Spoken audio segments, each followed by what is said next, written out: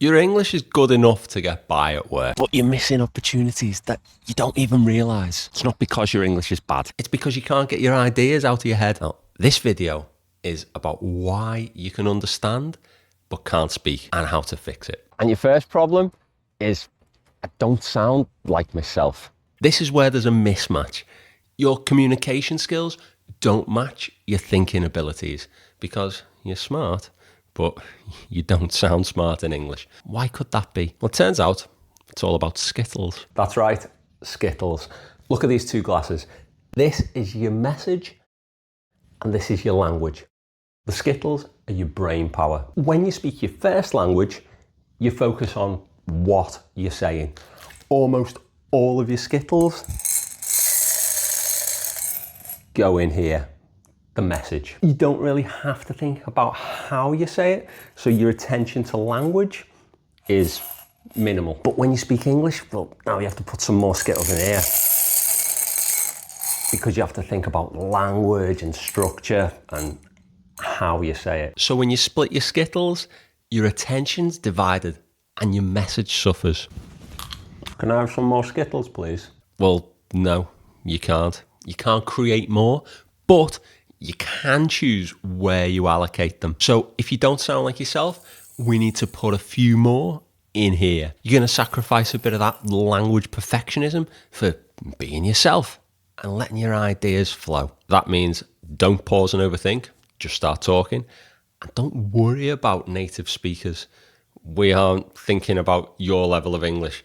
We're used to non-native speakers with mad accents and mistakes, and it won't be the first time that we hear someone say, yes, I am agree. So it would be nice to be perfect, but it would be nicer to share your true ideas and be yourself. So that's your first move. But this next move is even more powerful because we can train it. Problem 2 is the brain to mouth delay. You've got to get your ideas out of your brain and into words.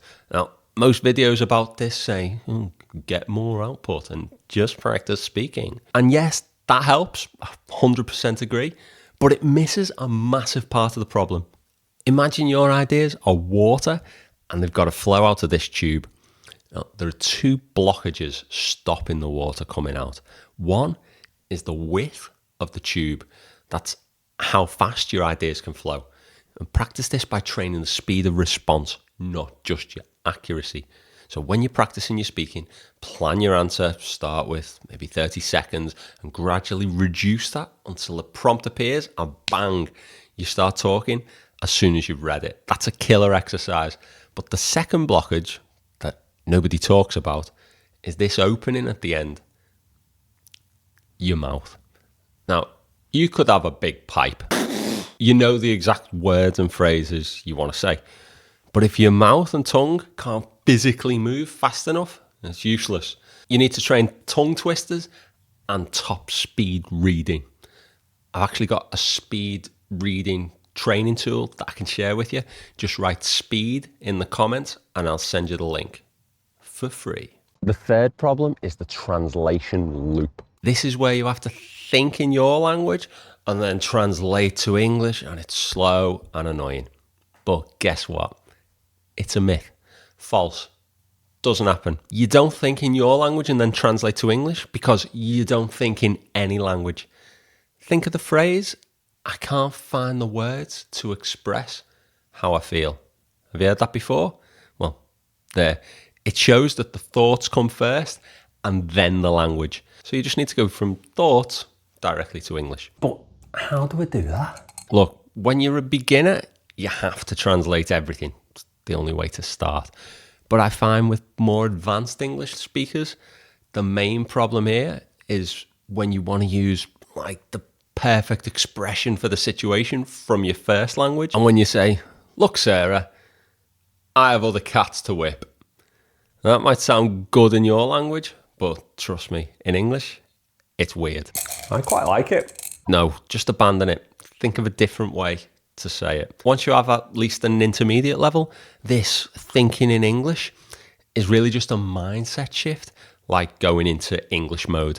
And it comes from spending time in the language, a love of the language, which is important, and the framing that I am an English speaker rather than an English learner. I'm an English speaker. I'm an English speaker. I'm a strong, confident woman. Thanks, John. What's next? Problem 4, I know the words, but I can never find them when I'm speaking. This is a big one, and it makes your speaking feel much worse than it actually is. Let me show you what I mean.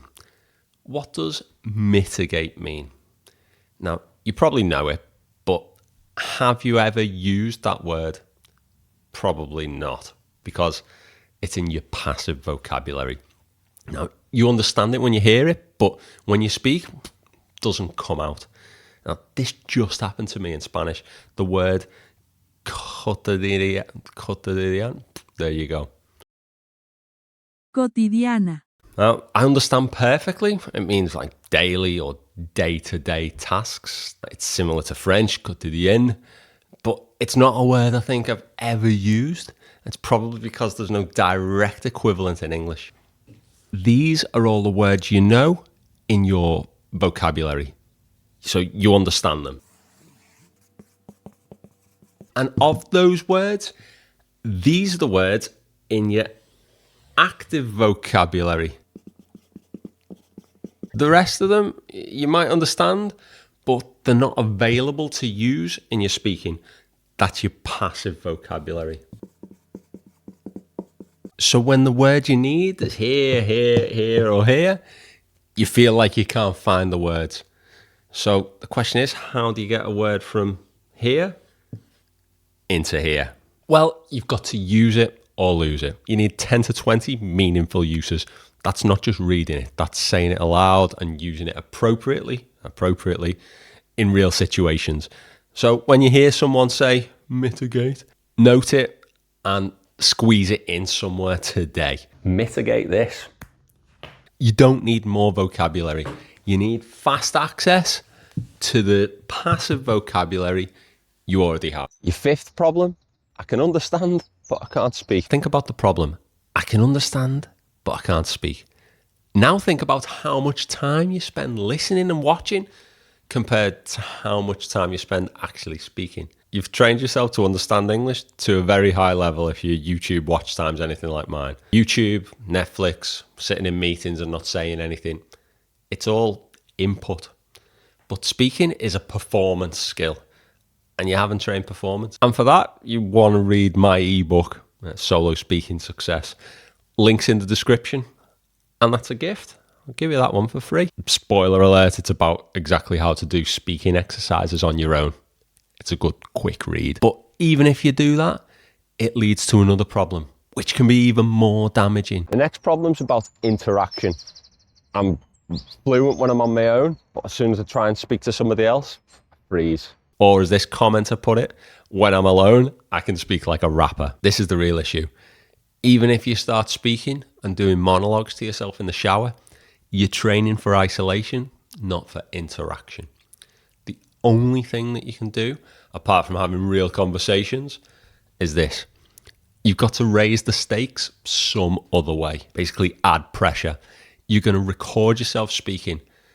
This will simulate a bit of that social anxiety. Maybe even upload it to YouTube if you're feeling really adventurous. Just don't steal any of my views, you. Problem 7, I can't start speaking. The words just won't come out. This is especially problematic in work situations where you need to force entry into a conversation, like in a meeting where everyone's talking at the same time. Here's the fix. Prepare your first 5 words. This lets you make a confident entry with something like, let's delay the launch date. Or we should cancel the event. If you get that in your head before you speak, it lets you make a confident entry. You don't hesitate. You don't get interrupted. Problem 8, perfectionism. What's your biggest weakness? Oh, well, I'm actually a perfectionist. Perfectionism feels like a strength. Everyone wants to be perfect. But in communication, it is a weakness. It's killing you because it stops you participating and then you're invisible. Instead of speaking, you're editing that sentence in your head while the conversation moves on without you. Here's the fix: the 80% rule. If you get 80% of the right words and grammar, your message will be clear. So if it's about 80% correct, just speak. Do the 2-minute speaking challenge that I describe in the ebook, link in the description, but no stopping and no correcting when you're speaking. You can go back and correct mistakes after you finish speaking. Remember, people aren't going to judge you on your grammar. They're going to judge you on the strength of your ideas and how you communicate them. Problem 9, emotional interference. You feel all exposed in English, so your brain tries to protect you against that embarrassment by shutting you down. Brain, what do you do that for? Well, that's why you're more fluent alone. Now, I could tell you to just get more exposure and practice in high pressure situations. That's powerful, but a practical system would be more useful. So watch this video next to learn how to control the 3 stages of speaking and sound confident.